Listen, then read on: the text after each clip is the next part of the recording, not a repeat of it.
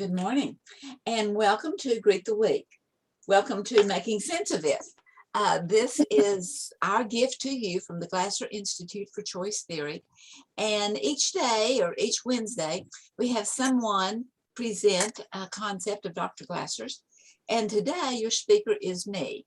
I am Mona Duncan, and I'm going to be giving a book report on his 2003 book, Warning, Psychiatry Can Be Hazardous to Your Mental Health, with a foreword by Dr. Terry Lynch. And he was in Arlington, Texas, right after he had just released this. And I went there to the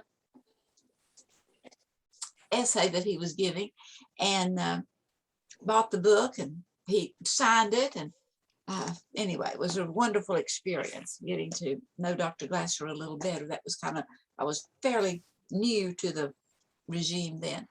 And you may think, well, 20 years ago, or coming up with 2023, it's not too far away, that what relevance would it have still today? Well, it's just as relevant today as it was then. He was talking about psychiatry under the DSM-4, and it's up to a 5 now. But I'm going to share the screen with you and just share some facts and some insights from the book, Warning, Psychiatry May Be or Can Be Hazardous to Your Mental Health.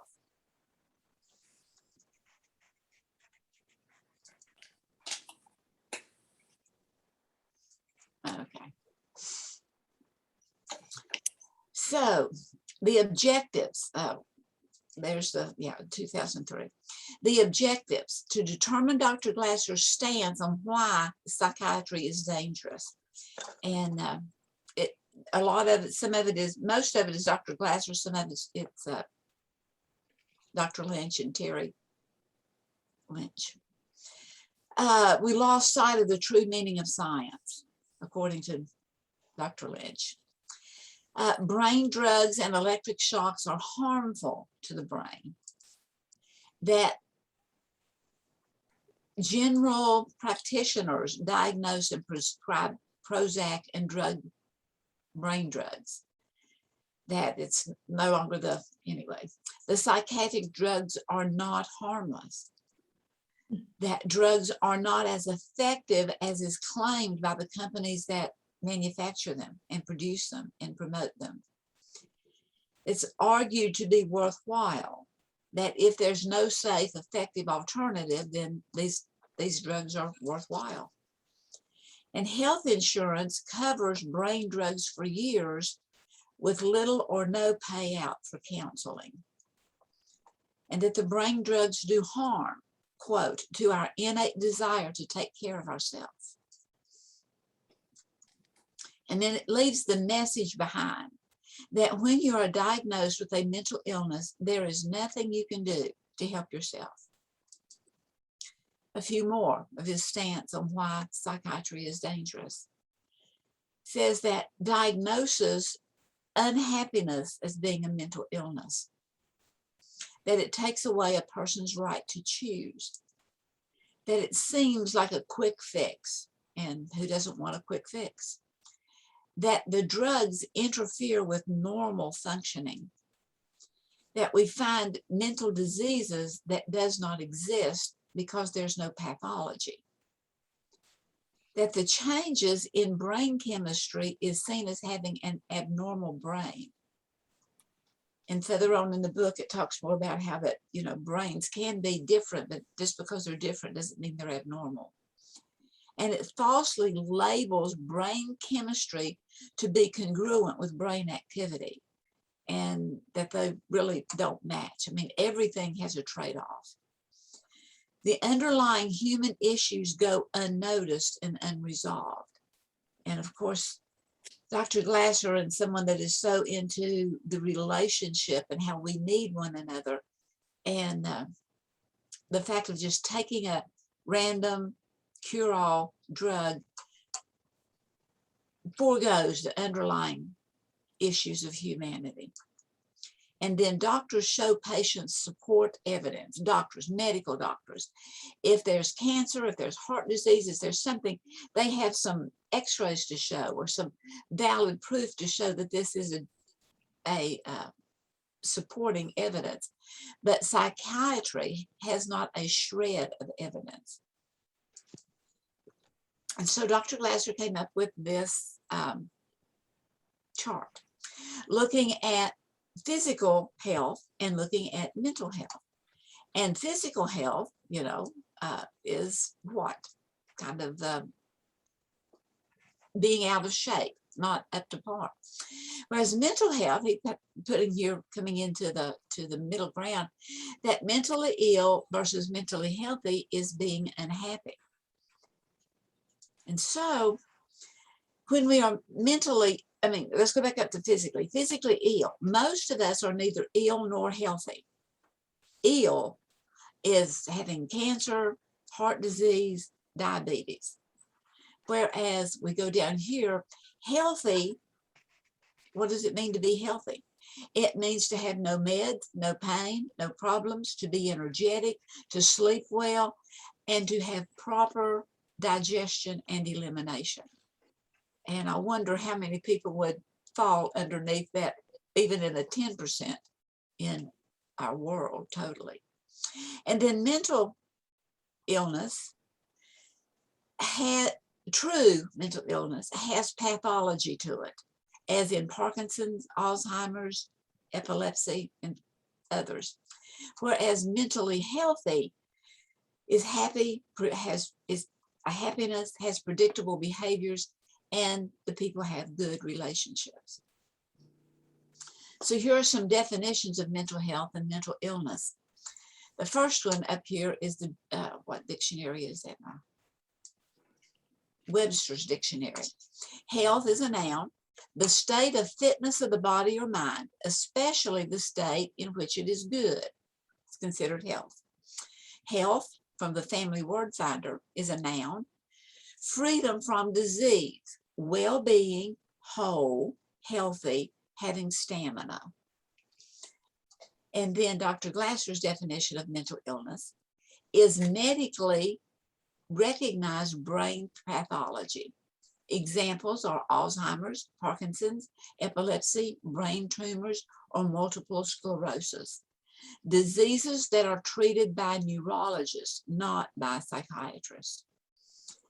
And then he also talked about the fact that depression is the most common way that one has to deal with the unhappiness.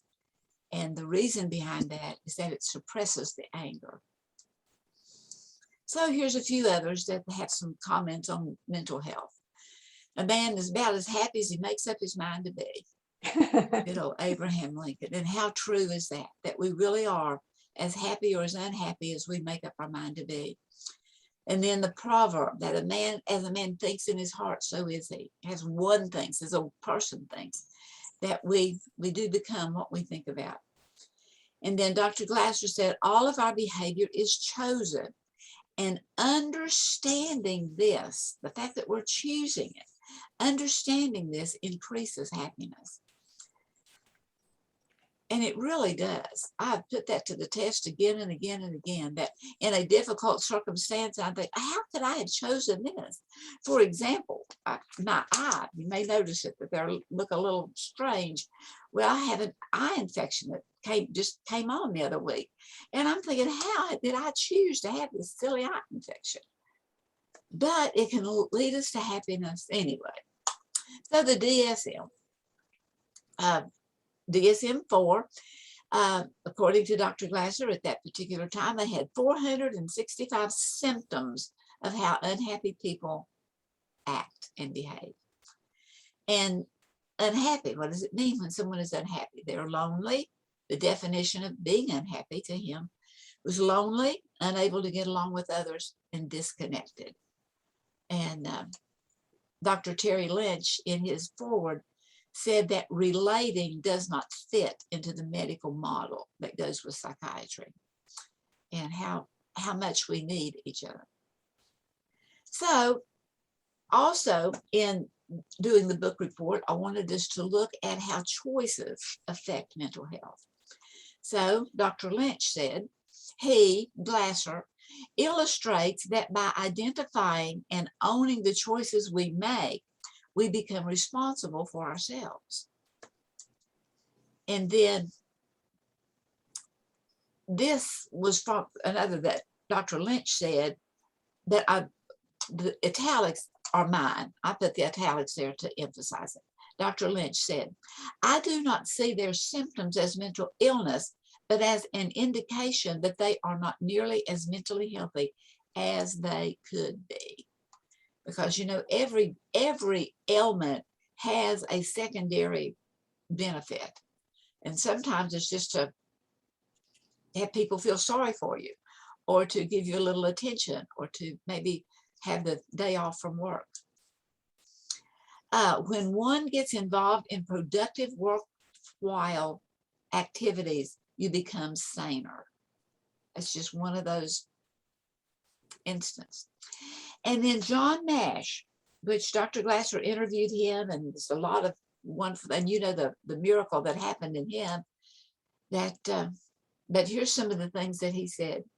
John Nash said, I saw that things were going on with other people that were alien to me.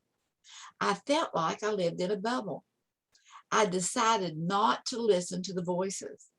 I changed my thinking. I decided I would think rationally. I willed it. And in his interview, in the film that he gave with Dr. Glasser, he talked about the fact that after years of having this young teenage girl bring him the newspapers every day that were crypted with all these secret things, that it dawned on him that she had not aged, she had not changed. Nothing was different about her in the 12, 15 years that she had been bringing him those crypted newspapers. And he began to realize, yeah, this is not normal. This is not normal. And that she was just a figment of his imagination. And he willed it. I willed it. And then a friend of John Nash said this about his miraculous recovery. It was like he made a conscious decision to not hear and to not respond to the voices. And so another objective is to see how our behavior affects mental health. And brain chemistry does change. It changes for different reasons. It's not just a one thing that is an end all. Looking at troubled marriages and how that, you know, the emotions and the relationship becomes that how did you behave when you first married? Looking back to, you know, when you were in love, what was it that disappointed you? And looking at the behavior, you had a choice about doing something you wanted to do and you did it. It's your life. Choose what you want. But you want to realize that everything you do is your choice. And it's not to beat you up. It's just to realize that there's something to it. There's some reality there. So it kind of goes hand in hand with the pleasure pain syndrome, that we are born with wanting maximum happiness, pleasure, success, while trying to avoid as much unhappiness, failure, and pain. But here's the thing, is there are two kinds of pain. There's the pain of happiness, which is love and belonging, which is healthy relationships, which is maintaining quality pictures of something you want to do, want to have, want to be. Whereas the other kind of pleasure is titillating. It feels good, but it's using people. It leads to addictions, external control, and unloving sex. It uses to using people, stepping on their heads to gain this ladder to success. For Dr. Glasser's definition, happiness is mental health and is predictable. Unhappiness can never be mental health. But then in another place, he had it, and I put it in the fours because I use this in working with our prisoners and with other places when speaking and talking about happiness. And I broke it down into the 4 qualifiers that he gave for happiness. And one is, 3 of them are things to do, and 1 of them is things to not do. So happiness is, 1, getting along well with those near and dear to you, reasonably well. 2, enjoying the life you are choosing to live, and to realize that you are choosing that life. Number 3 is doing something with your life you feel is worthwhile, that it matters to you, whether it is work, whether it is volunteer, whether it is being an at-home person, something that you feel is worthwhile with your life. And then the 4th qualifier of happiness is not doing anything to deprive another of a chance for happiness. Because when we begin to control and do all that kind of stuff, we never give up on pleasure. Never, never, never. We always want that titillating. And so the do not do's for maintaining happiness is, don't go to the dead ends of addiction, violence, unloving sex, and mental health issues. That we need that moderation, moderating the need of pleasure, closing off avenues that are hurtful to you and to others, and avoiding the dead ends. So Dr. Glasser's definition of mental health. And there are 4 or 5 stanzas that goes hand in hand with that. You are mentally healthy when you enjoy being with most of the people you know, especially with the important people in your life, such as family, sexual partner, and friends. Generally, you are happy and are more than willing to help an unhappy family member, friend, or colleague to feel better. You lead a mostly tension-free life, laugh a lot, and rarely suffer from the aches and pains that so many people accept as an unavoidable part of living. You enjoy life and have no trouble accepting other people who think and act differently. It rarely occurs to you to criticize or to try to change anyone. If you have differences with someone, you will try to work out the problem. If you can't, you will walk away before you argue and increase the difficulty. You are creative in what you attempt, and you may enjoy more of your potential than you ever thought possible. And then finally, even in very difficult situations when you are unhappy, no one can be happy all the time. You'll know why you are unhappy and attempt to do something about it. And in knowing that why you are unhappy may be because someone else was a jerk. It may well be.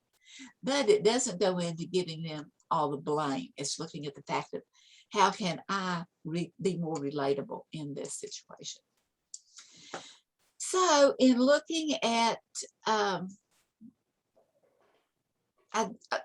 does things come from reality to a theory to, so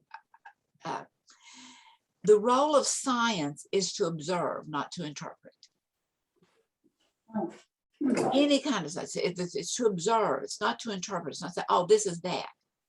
And so, but what you do is in a formulation of a law or a theory is you begin to look at an occurrence and then you observe it.